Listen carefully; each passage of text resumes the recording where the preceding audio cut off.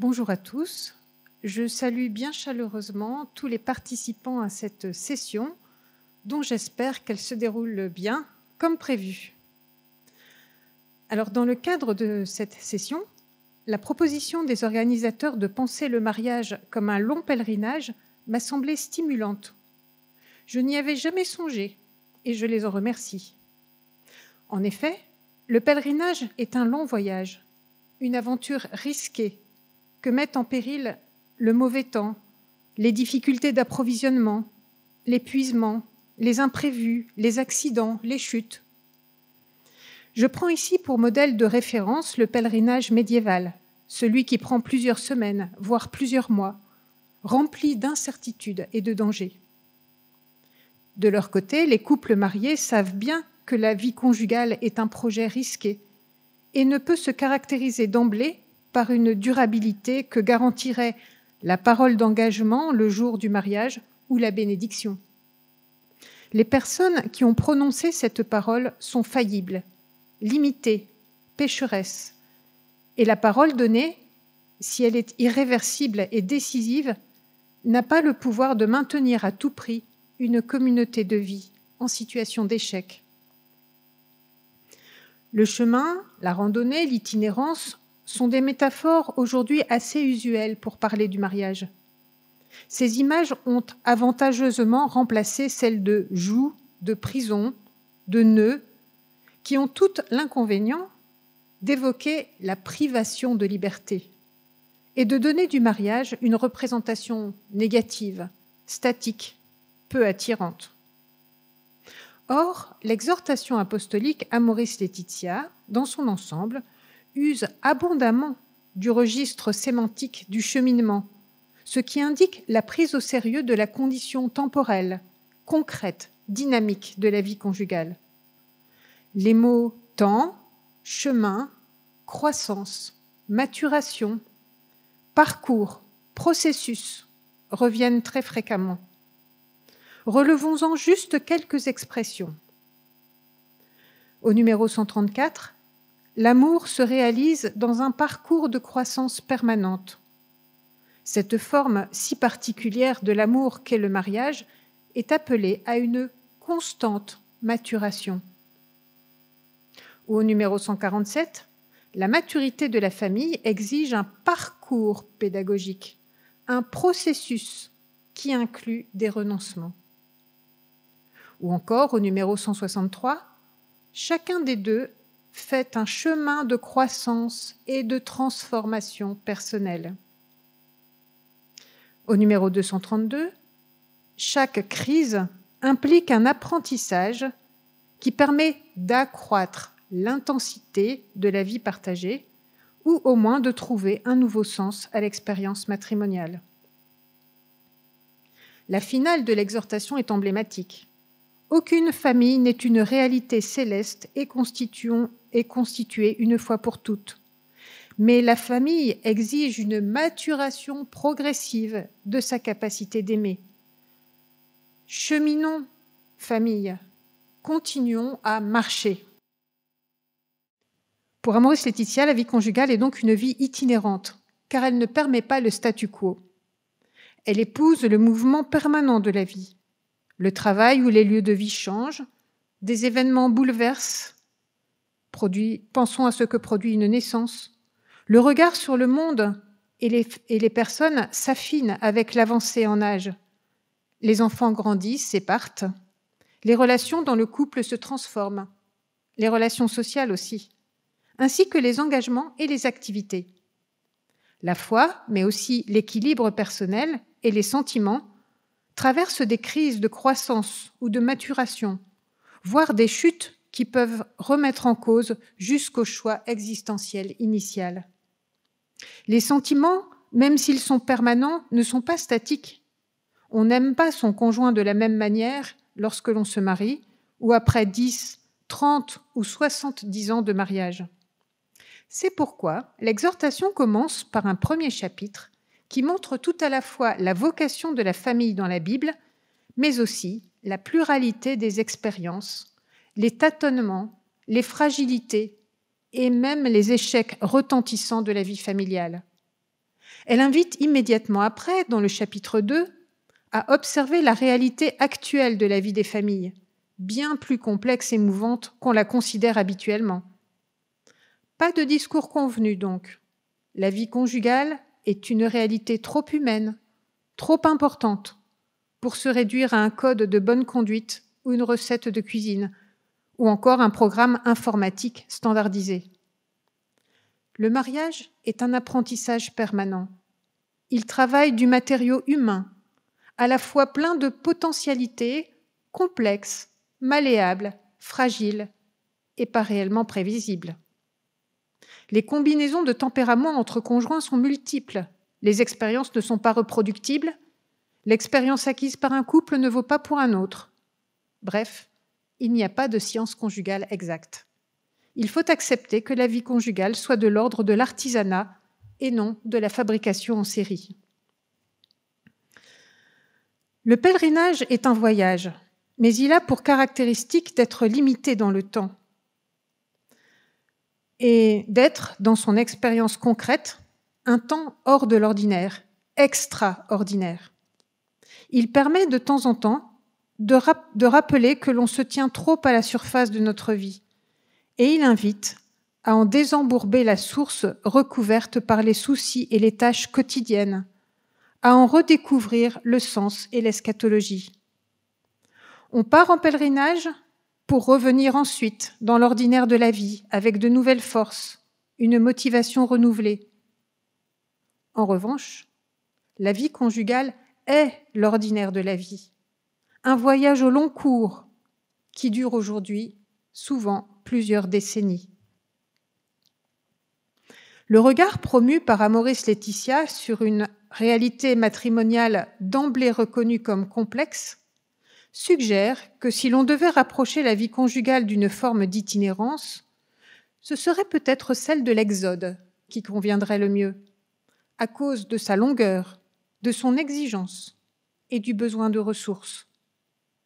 Le chiffre symbolique de 40 ans pour l'exode biblique indique une période très longue à l'échelle d'une vie humaine. L'exode intègre tous les aspects de l'existence, des plus concrets comme manger et boire, au plus profond. Dieu est-il avec nous? Quel Dieu? L'exode connaît l'épreuve et le découragement, mais aussi des moments de grâce et de consolation. Si cette image de l'exode est stimulante, comment peut-elle nous aider à proposer une théologie et une spiritualité du mariage?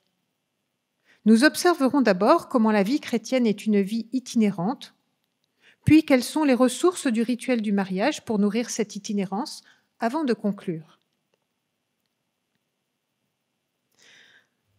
Alors la vie chrétienne, une vie itinérante.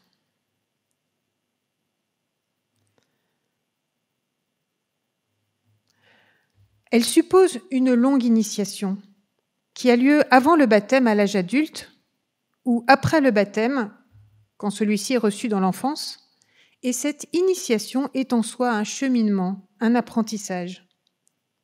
Les sacrements de l'initiation chrétienne signifient le don total de Dieu, don du salut, de la vie éternelle, de la filiation divine, de l'Esprit Saint, d'une condition nouvelle et éternelle.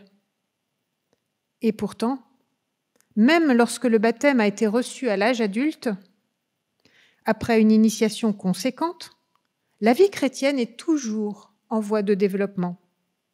Les sacrements de l'initiation inaugurent une vie chrétienne qui demande à se déployer de manière continue, créative, jusqu'à la mort, pour que la parole de Dieu prenne corps dans l'existence concrète. La sequela Christi, la mise en œuvre du don reçu, constitue la tâche, voire le défi de toute la vie. La vie chrétienne est une vie nomade, au sens où elle ne connaît pas d'installation définitive. Elle n'a pas d'endroit où reposer la tête. Elle est en recherche et en mouvement permanent. Rien n'est plus inquiétant qu'une vie chrétienne installée, confortable, à l'abri du changement. La solidité, la stabilité ne sont pas à confondre avec l'immutabilité. Comme pour la marche, il s'agit de risquer le déséquilibre qui permet le pas suivant et de trouver un nouvel équilibre en s'appuyant sur des ressources fiables. Pour des chrétiens, la vie conjugale fait partie de la vie chrétienne. Avancer dans la vie conjugale, c'est avancer dans la vie chrétienne. À ce propos, une des prières de bénédiction nuptiale du rituel francophone demande « En s'appuyant sur leur amour, avec la force de l'esprit, qu'ils prennent une part active à la construction d'un monde plus juste et fraternel et soient ainsi fidèles à leur vocation humaine et chrétienne. » Participer à la construction d'un monde plus juste, ce n'est pas autre chose que d'être fidèle à sa vocation baptismale. Mais il est une manière de le faire en couple, en s'appuyant sur leur amour avec la force de l'esprit.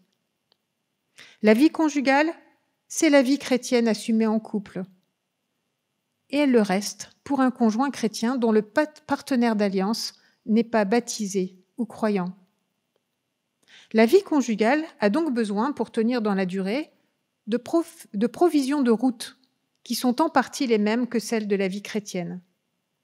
Amoris Laetitia mentionne la parole de Dieu, les sacrements, la prière, l'échange avec d'autres, l'entraide, la reconnaissance des limites de l'autre et de ses propres limites, la réflexion. Reprenons-en quelques-unes brièvement. En premier lieu, Amoris Laetitia qualifie la parole de Dieu de « compagne de voyage » au numéro 22. Encore un terme qui fait écho au pèlerinage ou au cheminement. Les époux pourront toujours y découvrir la présence et la bénédiction de Dieu qui les précède, les assure de son amour, les appelle, les envoie, les comble de ses dons. La parole de Dieu demande à être écoutée, accueillie, mise en œuvre de multiples manières. Mais encore, les sacrements qui nourrissent la vie chrétienne nourrissent aussi la vie conjugale. Dans le mariage, la vocation baptismale demande à être assumée de manière nouvelle, conjugalement. L'Eucharistie est alors un viatique, une nourriture pour la route, qui restaure, en particulier, ceux qui viennent souvent renouveler leur alliance en communiant ensemble au corps ressuscité de Jésus-Christ, comme l'exprime la 4e bénédiction nuptiale du rituel francophone. Le sacrement de la réconciliation peut aussi aider à progresser dans la vie chrétienne et conjugale. En troisième lieu, la prière conjugale et familiale participe à la constitution d'une véritable église domestique. L'expression « église domestique » revient 11 fois dans l'exhortation. Une église domestique appelée à développer une spiritualité conjugale, dont le chapitre 9 d'Amoris Laetitia esquisse quelques traits. Il est évident que cette spiritualité évoluera dans le temps, celle des premiers temps laissant place à celle que susciteront les questionnements, les réflexions, la formation, les découvertes, les apports multiples de la vie. Car la vie chrétienne ne saurait se suffire du catéchisme appris dans l'enfance. Le lait du premier âge doit laisser place à de la nourriture plus solide. Ainsi, la prière domestique gagnera à se laisser enrichir par la prière de l'Église et la lecture et le partage de la parole de Dieu, sans chercher forcément une coïncidence spirituelle qui n'est pas nécessaire entre ceux qui prient. Ensuite, comme dans un voyage, qu'il s'agisse d'un exode ou d'un pèlerinage, des pauses, des temps de repos, de recul, de contemplation du chemin parcouru, de celui qui reste à parcourir, ou le calcul d'un nouvel itinéraire sont nécessaires pour parvenir à destination. La vie conjugale, parce qu'elle prend toute la personne et chacune des deux personnes, requiert de ne pas précipiter le pas au risque de la chute. Un trop grand écart de rythme entre les deux court le risque de les séparer. Ce que signifie ce caractère itinérant, c'est que la vie conjugale n'est signe de l'amour de Dieu qu'en se transformant, en se renouvelant, et même, il faut aller jusque-là, en acceptant d'en être une image toujours imparfaite, comme le signale à plusieurs reprises Amoris Laetitia. aucun couple ne peut prétendre représenter concrètement l'amour de Dieu. Il peut participer à cet amour fondateur, mais toujours sur le mode provisoire et insuffisant. Il faut être ici au clair sur le caractère analogique de la métaphore paulinienne de l'union du Christ et de l'Église et de celle du couple humain. Il y a une différence entre la signification de l'Eucharistie et celle du mariage par rapport à l'alliance parfaite établie définitivement entre le Christ et l'humanité ou l'Église par la croix.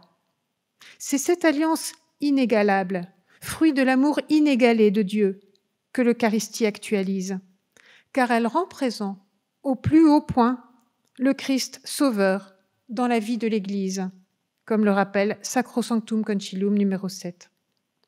Le mariage ne réalise pas cette alliance. Il n'en est qu'un signe ou une image, toujours imparfaite. Le pain et le vin ne sont pas seulement signes, ils sont le corps et le sang du Christ qui a réalisé l'alliance. Les époux sont référés à ce mystère, mais ils ne sont pas ce mystère. C'est le Christ qui les sauve, non le mariage. Pour autant, le signe indique le mystère du Christ comme la référence fondamentale de tout amour humain, et le Christ comme la source de la parole que les époux vont se donner et qu'ils auront à garder tout au long de leur vie, comme l'exprime la 8e prière d'ouverture du rituel francophone. L'analogie entre l'amour humain et l'amour de Dieu conduit à penser une forme de participation nourrissante pour l'amour conjugal. Voyons maintenant les ressources du rituel du mariage. Selon Amoris Laetitia, au numéro 213, dans la préparation la plus immédiate, il est important d'éclairer les fiancés pour qu'ils vivent vraiment en profondeur la célébration liturgique, les aidant à percevoir et à vivre le sens de chaque geste. Le rituel par lequel se constitue un couple de manière décisive est précieux pour équiper le futur couple, car il met en œuvre de nombreuses ressources déjà évoquées précédemment. Il suppose de prendre le temps de le lire et d'y réfléchir avec les jeunes couples. Je vais m'appuyer ici sur le rituel romain et sur sa traduction et adaptation en français. Il est évidemment souhaitable d'identifier les ressources propres au rituel hongrois. En premier lieu, on observe les intercessions continues en faveur du jeune couple, qui montrent la conscience de l'Église que le couple qui se marie n'est qu'au début de son chemin. Du début de la célébration à la fin, elle intercède pour eux, pour que grandissent leur amour et leur unité. La bénédiction nuptiale demande même, à cette fin, le don de l'esprit, car on sait bien que les seules forces humaines ne suffisent pas toujours à faire durer un couple. L'unité se construit jour après jour avec l'aide de la grâce. La liturgie du mariage appelle les époux à être des signes de plus en plus convaincants de l'amour du Christ, d'abord l'un pour l'autre. Qu'ils cherchent à s'aimer chaque jour davantage et suivent l'exemple du Christ, lui qui a aimé jusqu'à mourir sur une croix, demande la 5e bénédiction du rituel francophone.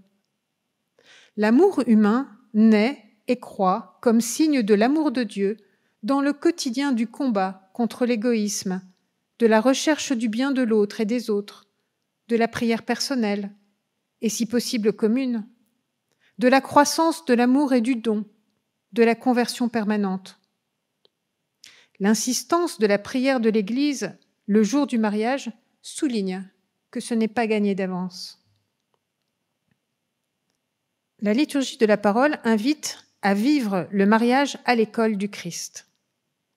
Avec ses fiancés, écoutons attentivement la parole que Dieu nous dit aujourd'hui, proclame le rituel romain au numéro 52. Le rituel francophone ajoute même plus loin que la parole de Dieu révèle la grandeur de l'amour humain et du mariage. La liturgie de la parole fait mémoire de l'histoire du salut, culminant dans l'Évangile. Au sommet de l'histoire du salut, le Christ, mort et ressuscité, montre l'exemple radical du don de soi, par amour. modèle pour tout amour humain, en particulier conjugal. On peut y découvrir le Christ comme compagnon de route dans une histoire humaine tourmentée, mais toujours traversée par la présence et l'amour indéfectible de Dieu qui sauve. La parole annoncée, proclamée, prêchée est un mode de présence du Christ, puisque c'est lui qui parle, tandis qu'on lit dans l'Église les Saintes Écritures, selon Sacro Sanctum Concilium au numéro 7. La parole de Dieu suscite une réponse de foi en appelant le couple, et d'ailleurs tous les couples présents, à vivre le mariage en disciples du Christ. Elle inscrit plus profondément les auditeurs dans la longue histoire de ceux qui se sont nourris avant eux de cette parole et ont cherché à l'incarner dans leur vie. La liturgie de la parole fait apparaître le mariage comme une vocation qui nécessite d'entendre un appel à la fois lumineux et exigeant et de le laisser résonner dans l'existence, de l'entretenir et provoque à y répondre par un engagement de toute sa personne. Cet engagement ouvre un chemin qui n'est jamais donné d'avance, qui est risqué, mais qui vaut la peine. La foi donne confiance aux époux en les assurant qu'ils ne seront pas seuls pour faire grandir leur couple et surmonter la difficulté.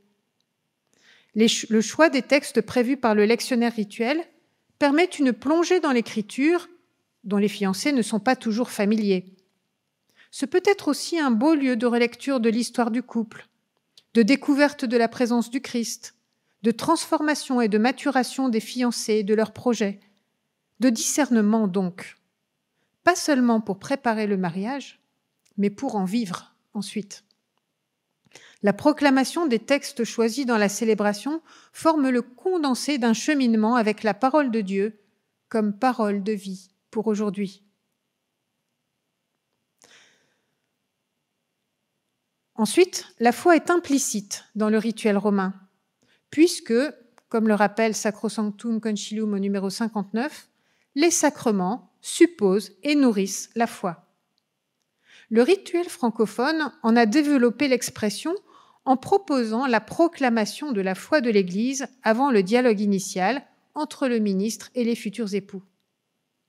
Il a ajouté aussi une question au dialogue initial. Êtes-vous prêts à assumer ensemble votre mission de chrétien dans le monde et dans l'Église? Ce qui permet, dans l'échange lors de la préparation du mariage, de s'interroger sur ce qu'est la mission des chrétiens dans le monde, sur la place que les fiancés estiment avoir ou pas dans l'Église, sur la manière dont ils envisagent leur participation à la vie de l'Église et dans la société. Enfin, le rituel francophone, selon une coutume qui remonte aux années 60, prévoit que les mariés prononcent une prière des époux, dans laquelle ils peuvent rendre grâce, faire mémoire de ce que Dieu a déjà fait pour eux, prier pour eux-mêmes et pour d'autres. Cette prière est une forme d'expression de la foi assez engageante, puisque les époux la prononcent publiquement. Ce qui est moins explicite, mais qui devrait être envisagé avec le couple au cours de la préparation au mariage, c'est quels moyens d'approfondir la foi il envisage ensuite pour qu'elle demeure vivante dans leur vie quotidienne. Ensuite, par les chants, les acclamations, les monitions, le rituel donne les mots pour prier, pour rendre grâce, pour faire mémoire, pour demander, par les textes de la liturgie. Et il invite les époux et l'assemblée à entrer personnellement dans la prière, par le Notre Père, par la prière des époux, la prière universelle. Au cours de la préparation du mariage, il sera profitable de lire avec les futurs époux les prières du rituel, les prières d'ouverture, la bénédiction nuptiale, la bénédiction finale, d'expliquer les mots qui peuvent être mal compris ou peu compris, rendre grâce, invoquer, supplier, et de faire exprimer en quoi les fiancés se sentent concernés, ce qui les fait réfléchir, ce qu'ils ne comprennent pas ou leur posent question, en quoi ces prières bousculent leur représentation de Dieu ou encouragent leur projet conjugal. Les rites, après la bénédiction nuptiale, comme le chant de louange, la prière des époux, la prière universelle, développent les diverses modalités de la prière chrétienne, comme action de grâce, louange, intercession, supplication, et constitue une bonne occasion de réinitiation à la prière. Enfin, le cœur de la célébration du mariage consiste en 2 gestes constitutifs du sacrement. D'abord, l'échange des consentements, prononcés en présence de Dieu et de son Église, qui engage totalement la responsabilité des époux dans leur décision de créer une communauté de toute la vie, se promettant amour mutuel et respect pour toute leur vie.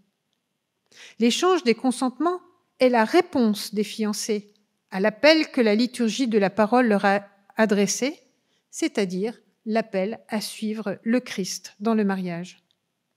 C'est le premier signe du sacrement. Il va de soi qu'il ne saurait être ponctuel, mais que c'est chaque jour que ce consentement doit à nouveau s'exprimer concrètement de diverses manières. L'anneau béni et remis en est le signe et le rappel. Toutefois, l'échange des consentements ne suffit pas à lui seul à manifester la sacramentalité du mariage. La bénédiction nuptiale en est le nécessaire complément. Le consentement prononcé est en attente de confirmation et de bénédiction.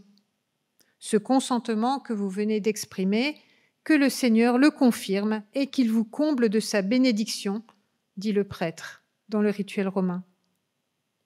La bénédiction nuptiale est un geste théologiquement lourd, car elle se présente comme une prière consécratoire qui porte le consentement humain à son achèvement par le don de l'Esprit Saint.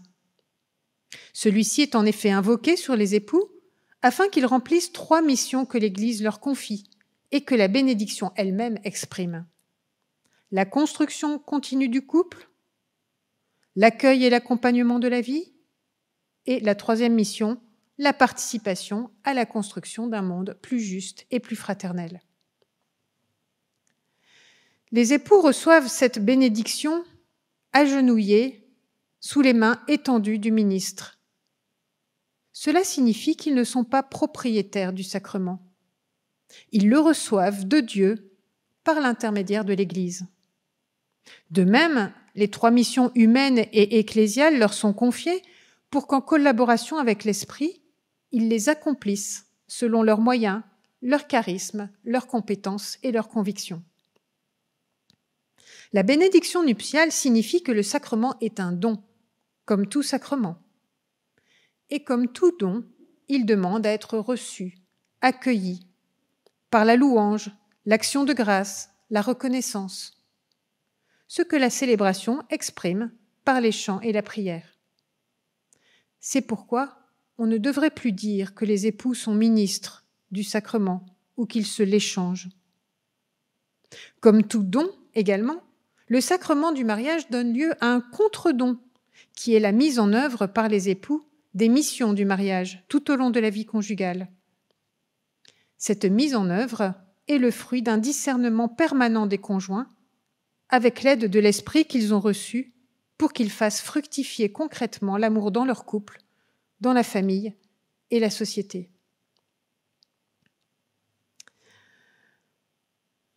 Concluons sur ce que nous apportent ces 2 ressources pour une théologie et une spiritualité du mariage. Résumons ce que le rituel et Amoris Laetitia nous suggèrent. Le mariage est un sacrement, et comme tout sacrement, il est fondé dans le mystère pascal du Christ, dans sa mort et sa résurrection.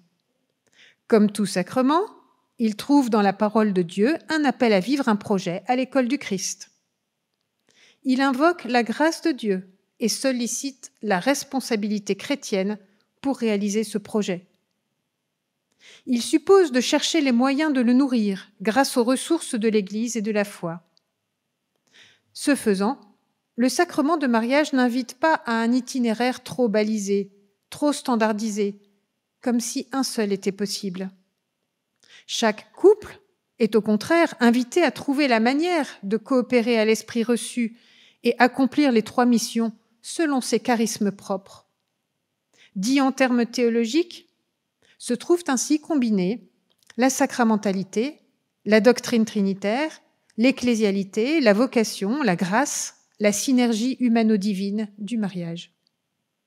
Dès lors, la préparation au mariage gagnera à se faire rituel en main, de manière à ce que la célébration soit le fruit d'un discernement et d'une intelligence renouvelée de la vocation conjugale dans le Christ, tel que le rituel y invite. Finalement, l'intérêt de l'image de l'Exode tient, me semble-t-il, en 2 points.